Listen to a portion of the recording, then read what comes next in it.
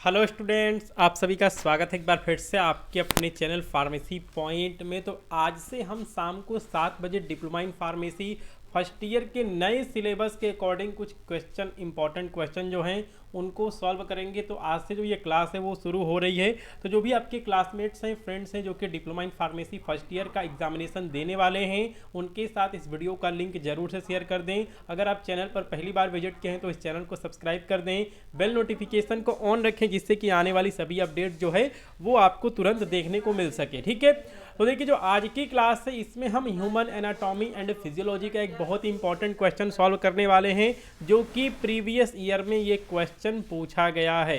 ठीक है, ये क्वेश्चन जो है ये आपका बोर्ड ऑफ टेक्निकल एजुकेशन 2022 के एग्जामिनेशन में ये क्वेश्चन पूछा गया है। इस क्वेश्चन को हम सॉल्व करेंगे और हम यहाँ पे लाइव डायग्राम भी हम यहाँ पे बनाएंगे। तो देखिए जो आपका ह्यूमन एनाटॉमी एंड फिजियोलॉजी का सब्जेक्ट है इसमें डायग्राम को बनाना बहुत ज़्यादा ज़रूरी होता है। अगर आप डायग्राम को बनाते हैं तो आपको बढ़िया नंबर मिलता है। ठीक है, तो देखिए यहाँ पर क्वेश्चन क्या पूछा गया था। यहाँ पे क्वेश्चन पूछा गया था कि draw a neat and label diagram of cell. आपको सेल का एक साफ सुथरा डायग्राम बनाना है, उसके बाद में आपको उसकी लेबलिंग करनी है। ठीक है, ये जो क्वेश्चन है ये आपके क्वेश्चन में, ये आपके एग्जाम में पूछा गया था। उसके बाद इसमें आगे पूछा गया था describe the structure and function of mitochondria. तो आपसे फंक्शन और स्ट्रक्चर पूछा गया था माइटोकॉन्ड्रिया का। तो ये जो क्वेश्चन है आज इस क्वेश्चन को हम सॉल्व करेंगे। ठीक है, तो सबसे पहले हम क्या करते हैं, सबसे पहले हम सेल का डायग्राम बना लेते हैं। तो हम यहाँ पर एनिमल सेल का जो है वो हम डायग्राम बनाएंगे। ठीक है, तो हम यहाँ पे एनिमल सेल का डायग्राम बनाने की मैं यहाँ पे कोशिश करूँगा। थोड़ा सा यहाँ से जो हमारा पेन टैब है इससे थोड़ा सा डायग्राम बनाने में मुझे दिक्कत होती है, लेकिन फिर भी जो है वो मैं यहाँ पे रफली एक डायग्राम जो है वो मैं यहाँ पे ड्रॉ कर दूंगा। तो देखिए जब भी इस तरह का आपको डायग्राम वाला क्वेश्चन आपके एग्जाम में आता है तो पूरे एक पेज पे जो है वो आपको डायग्राम बनाना है। आपको एक बड़ा सा जो है वो आपको डायग्राम बना देना है। ठीक है, तो हम यहाँ पे डायग्राम बना दे रहे हैं। ठीक है, इसमें हम डायग्राम बना दे रहे हैं। जिस तरह जो है ये आपका डायग्राम हो जाएगा, सेल का जो है ये आपका डायग्राम हो जाएगा। हम यहाँ पे इसके अंदर कुछ माइटोकॉन्ड्रिया वगैरह जो है इसको हम यहाँ पे बना दे रहे हैं। इसके अंदर क्रिस्टी होती हैं कुछ इस तरह से, तो आप यहाँ पे माइटोकॉन्ड्रिया का स्ट्रक्चर बना दीजिए। ठीक है, ये हमारा हो गया न्यूक्लियस ही हो गया। इसके चारों तरफ आपका हो जाएगा एंडोप्लाज्मिक रेटिकुलम होता है, ये आपस में इस तरह ज्वाइंट होता है। तो आप इस तरह कुछ जो करके है आप यहाँ पे थोड़ा बहुत स्ट्रक्चर जो है वो आप यहाँ पे ड्रॉ कर देंगे। तो हम यहाँ पे स्ट्रक्चर को ड्रॉ कर दे रहे हैं।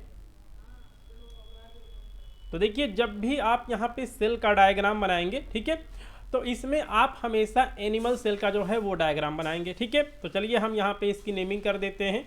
ये आपका हो गया सेल मेम्ब्रेन। ठीक है, ये आपका क्या हो गया, ये आपका हो गया सेल मेम्ब्रेन। ठीक है, ये आपका हो गया सेक्रेटरी वेसिकल। हम यहाँ पे नाम भी जो है वो हम साथ में लिखते चलेंगे। तो आप जब भी यहाँ पे क्लास में बैठें तो आप पेन और कॉपी लेके बैठा करें। ठीक है, तो हम यहाँ पे थोड़ा सा बना लेते हैं। ये हमारा गोल्जी अपैरेटस हो गया। ठीक है, गोल्जी अपैरेटस, गोल्जी अपैरेटस हो गया। ये हमारा माइटोकॉन्ड्रिया है, तो हम यहाँ पे माइटोकॉन्ड्रिया लिख देते हैं। ये हमारा माइटोकॉन्ड्रिया हो गया। ठीक है, और यहाँ पे हमारे कुछ इस तरह के जो है वो यहाँ पे स्ट्रक्चर दिखेगा, ये हमारा। ठीक है, तो ये हमारा क्या हो गया, ये हमारे राइबोसोम्स हैं जिनका काम होता है प्रोटीन बनाना। ये प्रोटीन की फैक्ट्री होते हैं, ये हमारा राइबोसोम्स हो गया। ये हमारा जो है ये हमारा साइटोप्लाज्म हो गया, ये हमारा साइटोप्लाज्म हो गया। ठीक है, तो इस तरह जो है आप यहाँ पे इसकी नेमिंग कर देंगे। इसको हम यहाँ पे वैक्यूल्स कर देते हैं। तो आप इस तरह जो है वो आप यहाँ पे नेमिंग कर सकते हैं। उसके बाद देखिए हम इसको स्मूथ एंडोप्लाज्मिक रेटिकुलम लिख देंगे, क्योंकि इसके ऊपर राइबोसोम्स नहीं है। Smooth endoplasmic reticulum. ठीक है, स्मूथ एंडोप्लाज्मिक रेटिकुलम हमने यहाँ पे लिख दिया है। ठीक है, इस वाले एंडोप्लाज्मिक रेटिकुलम के ऊपर, ठीक है, यहाँ पे राइबोसोम्स हैं तो इसको आप लिख देंगे रफ एंडोप्लाज्मिक रेटिकुलम लिख देंगे आप। ठीक है, रफ एंडोप्लाज्मिक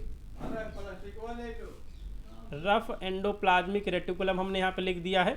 तो आप इस तरह जो है वो आप यहाँ पे सेल का एक डायग्राम बना लेंगे और उसकी नेमिंग कर देंगे, तो ये आपका क्वेश्चन यहाँ से हो जाएगा। ठीक है, उसके बाद क्वेश्चन में क्या पूछा गया था, उसके बाद क्वेश्चन में पूछा गया है कि describe the structure in function of mitochondria, यानी कि माइटोकॉन्ड्रिया का जो इसका स्ट्रक्चर होता है उसको आपको दिखाना है, साथ में उसका फंक्शन लिखना है। ठीक है, तो सबसे पहले हम यहाँ पे माइटोकॉन्ड्रिया की जो इसका स्ट्रक्चर होता है उसके बारे में हम डिस्कस कर लेते हैं। तो देखिए मैंने यहाँ पर जो भी यहाँ पे मैंने लिखा है इसको मैंने बोल्ड कर रखा है, जो कि चीज़ यहाँ पे इंपॉर्टेंट है। ठीक है, तो यहाँ पे लिखा गया कि the mitochondria is a double membrane. जो आपका माइटोकॉन्ड्रिया होता है ये आपका डबल मेम्ब्रेन का होता है। ठीक है, इसका जो स्ट्रक्चर होता है वो रॉड शेप का स्ट्रक्चर होता है। ठीक है, इस तरह जो है वो आपका स्ट्रक्चर होता है। ठीक है, ये थोड़ा सा जो है इस तरह का जो है वो स्ट्रक्चर होता है। तो हम माइटोकॉन्ड्रिया का जो स्ट्रक्चर है उसको भी हम ड्रॉ करेंगे। तो जो आपका माइटोकॉन्ड्रिया होता है ये आपका डबल मेम्ब्रेन का होता है, रॉड शेप्ड का होता है, और ये प्लांट और एनिमल सेल दोनों में पाया जाता है। ठीक है, mitochondria is a double membrane rod shaped structure and found in both plant and animal cell. अब इसके बारे में यहाँ पे साइज लिखा गया है। It sizes ranges from 0.5 to 1 micrometre in diameter. जो इसका यहाँ पर डायमीटर होता है, व्यास होता है, वो 0.5 से लेके 1 माइक्रोमीटर के बीच में हो सकता है। ठीक है, इस रेंज में जो है वो हो सकता है। ठीक है, 1 माइक्रोमीटर बराबर कितना होता है, 10⁻⁻6 मीटर होता है। ठीक है, अब देखिए जो आपका माइटोकॉन्ड्रिया होता है इसके स्ट्रक्चर के बारे में हम थोड़ा सा और डिस्कस कर लेते हैं। The structure comprises outer membrane, इसके अंदर एक आउटर मेम्ब्रेन होती है, इसके बाद इसके अंदर एक इनर मेम्ब्रेन होती है। ठीक है, the structure comprises in outer membrane and inner membrane and A gel like material called matrix. तो जो इसके अंदर एक फ्लूइड भरा होता है, ठीक है, इसके अंदर एक चिपचिपा पदार्थ भरा होता है, विस्कस फ्लूइड भरा होता है, उसे हम क्या कहते हैं, उसे हम मैट्रिक्स कहते हैं। ठीक है, तो 3 चीज़ आपको याद रखनी है, आउटर मेम्ब्रेन, इनर मेम्ब्रेन और उसके अंदर gel like material viscous fluid भरा होता है जिसको कि हम मैट्रिक्स कहते हैं। तो यहाँ से 2-4 बातें जो है वो बिल्कुल क्लियर हो गई कि जो आपकी माइटोकॉन्ड्रिया है ये आपकी डबल मेम्ब्रेन की होती है, ये आपका रॉड शेप का होता है, ये बोथ प्लांट और एनिमल सेल में पाया जाता है, और जो इसका डायमीटर है वो 0.5 से लेके 1 माइक्रोमीटर के बीच में होता है। ठीक है, और इसका स्ट्रक्चर इसके अंदर आउटर मेम्ब्रेन, इनर मेम्ब्रेन और यहाँ पे इसके अंदर जेल लाइक मटेरियल होता है जिसको कि हम मैट्रिक्स कहते हैं। ठीक है, चलिए तो देखिए यहाँ पे लिखा गया है कि outer membrane and inner membrane are made of protein, यानी कि देखिए जो आपका यहाँ पे माइटोकॉन्ड्रिया है जो इसका यहाँ पे आउटर मेम्ब्रेन है और जो इसका यहाँ पे इनर मेम्ब्रेन है ये किसका बना, ये आपका किससे मिलके बना होता है, तो ये आपका मिलके बना होता है प्रोटीन का और फॉस्फोलिपिड का मिलके बना होता है। ठीक है, फॉस्फोलिपिड क्या होता है इसके बारे में हम पढ़ेंगे बायोकेमिस्ट्री में। ठीक है, तो जो इसका यहाँ पे आउटर मेम्ब्रेन है साथ में इसका यहाँ पे इनर मेम्ब्रेन है, ये आपका प्रोटीन और फॉस्फोलिपिड के लेयर्स का बना होता है और ये सेपरेट होता है। ठीक है, आउटर मेम्ब्रेन और जो आपका इनर मेम्ब्रेन है ये यहाँ पर सेपरेट होता है, अलग अलग होता है। जैसे कि ये आपका आउटर मेम्ब्रेन हो गया। ठीक है, मैं यहाँ पे इसको लिख देता हूँ, ये आपका आउटर मेम्ब्रेन हो गया, मैंने यहाँ पे इसको ग्रीन कलर के पेन से लिख दिया है, और ये वाला आपका इनर मेम्ब्रेन हो गया। ठीक है, ये आपका आउटर मेम्ब्रेन हो गया, ये आपका इनर मेम्ब्रेन हो गया। ये दोनों सेपरेट हैं किसके द्वारा, ये दोनों सेपरेट होते हैं इंटर मेम्ब्रेन स्पेस के द्वारा। ठीक है, इसको हम कहते हैं इंटर मेम्ब्रेन स्पेस कहते हैं, इंटर मेम्ब्रेन स्पेस के द्वारा जो है ये दोनों अलग होते हैं। ठीक है, अब देखिए इसमें लिखा गया कि the outer membrane cover the surface of the mitochondria. देखिए जो हमारा माइटोकॉन्ड्रिया होता है, ठीक है, जो इसका सरफेस है उसको कवर करने का काम कौन करता है, वो करता है हमारा आउटर मेम्ब्रेन, और इसके अंदर बहुत सारे छिद्र होते हैं, पोर्स होते हैं। ठीक है, large number of special protein. देखिए जो हमारे यहाँ पे माइटोकॉन्ड्रिया है, ठीक है, जो हमारे यहाँ पे माइटोकॉन्ड्रिया बना हुआ है इसके बारे में हम एक यहाँ पे इसका हम स्ट्रक्चर ड्रॉ कर लेंगे बाद में। तो जो उसका यहाँ पे आउटर पोर है इसमें बहुत सारे पोर्स होते हैं जो कि यहाँ पे प्रोटीन के बने होते हैं। ठीक है, इनको हम पोरिन्स कहते हैं, इनको हम क्या कहते हैं, इनको हम पोरिन्स कहते हैं। तो outer membrane covers the surface of mitochondria and has a large number of special protein known as porins. ठीक है, चलिए अब देखिए जो यहाँ पे माइटोकॉन्ड्रिया का इनर मेम्ब्रेन होता है, inner membrane of mitochondria has many folds, इसके अंदर बहुत सारे फोल्ड्स होते हैं कुछ इस तरह। कुछ इस तरह जो है वो यहाँ पे फोल्ड्स बने होते हैं। कहाँ पे? माइटोकॉन्ड्रिया के इनर वाले मेम्ब्रेन में जो है वो इस तरह के फोल्ड्स बने होते हैं और ये एक लेयर्ड स्ट्रक्चर बनाते हैं जिसको कि हम क्या कहते हैं? जिसको कि हम क्रिस्टी कहते हैं। ठीक है, inner membrane of mitochondria has many folds that form layered structure, जिसको कि हम क्या कहते हैं? क्रिस्टी कहते हैं। और इससे क्या होता है कि जो यहाँ पे सरफेस एरिया है वो बढ़ जाता है। माइटोकॉन्ड्रिया के अंदर का इनसाइड का जो यहाँ पे सरफेस एरिया होता है वो बढ़ जाता है इन फोल्ड्स की वजह से। ठीक है, अब देखिए ये हमारा यहाँ पे, ठीक है, ये हमारा माइटोकॉन्ड्रिया बना हुआ है यहाँ पे जैसे। ठीक है, तो देखिए इसके बीच में क्या होता है? इसके बीच में एक विस्कस फ्लूइड जो है वो यहाँ पे भरा होता है। ठीक है, इसी को हम मैट्रिक्स कहते हैं। The mitochondrial matrix is a viscous fluid that contain mixture of enzymes. इसके अंदर बहुत सारे एंजाइम्स होते हैं, साथ में प्रोटीन्स होते हैं। इसमें आपको यहाँ पे राइबोसोम्स भी देखने को मिल जाएंगे, इनऑर्गेनिक आयंस देखने को मिल जाएंगे, माइटोकॉन्ड्रियल डीएनए देखने को मिल जाएगा, न्यूक्लियोटाइड को फैक्टर्स देखने को मिल जाएंगे और ऑर्गेनिक मॉलिक्यूल्स देखने को मिल जाएंगे। यानी कि जो आपका विस्कस फ्लूइड है उसके बीच में क्या होता है? इसके अंदर एंजाइम्स होते हैं, प्रोटीन्स होते हैं, राइबोसोम्स होते हैं, इनऑर्गेनिक आयंस होते हैं, माइटोकॉन्ड्रियल डीएनए होता है, कुछ न्यूक्लियोटाइड के कोफैक्टर्स होते हैं और कुछ ऑर्गेनिक मॉलिक्यूल्स होते हैं। ठीक है, तो ये हमने डिस्कस कर लिया यहाँ पे स्ट्रक्चर ऑफ माइटोकॉन्ड्रिया के बारे में। हम इसका स्ट्रक्चर भी जो है वो हम ड्रॉ कर लेते हैं। तो ये आपका रॉड शेप का होता है, तो हम कुछ इस तरह जो है वो हम यहाँ पे माइटोकॉन्ड्रिया का स्ट्रक्चर जो है वो हम यहाँ पे ड्रॉ कर ले रहे हैं। ठीक है, अब ये आपका डबल लेयर का होता है, तो एक लेयर जो है वो हम यहाँ पे अंदर जो है वो हम यहाँ पे ड्रॉ कर लेते हैं। ये आपका डबल लेयर का होता है, तो ये हमारा इतना स्ट्रक्चर बन गया। ठीक है, अब हम इसके अंदर क्या बनाएंगे? अब हम इसमें क्रिस्टी बनाएंगे। तो हम यहाँ पे क्रिस्टी बना लेते हैं। तो ये क्रिस्टी जो है वो आपस में इस तरह जो है वो जुड़े होते हैं, तो आप यहाँ पे क्रिस्टी बना सकते हैं। कुछ इस तरह जो है इनका फोल्ड्स होता है, तो हमने यहाँ पर क्रिस्टी जो है वो हम यहाँ पे ड्रॉ कर लेते हैं।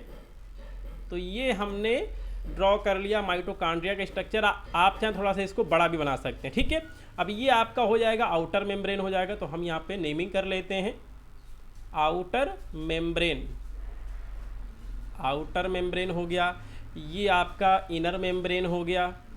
ठीक है, ये आपका इनर मेम्ब्रेन हो गया, ये हमारा इनर मेम्ब्रेन हो गया। अब इसमें कुछ राइबोसोम्स जो है वो पड़े होते हैं कहाँ पे? मैट्रिक्स में। तो हम यहाँ पे राइबोसोम्स लिख देते हैं।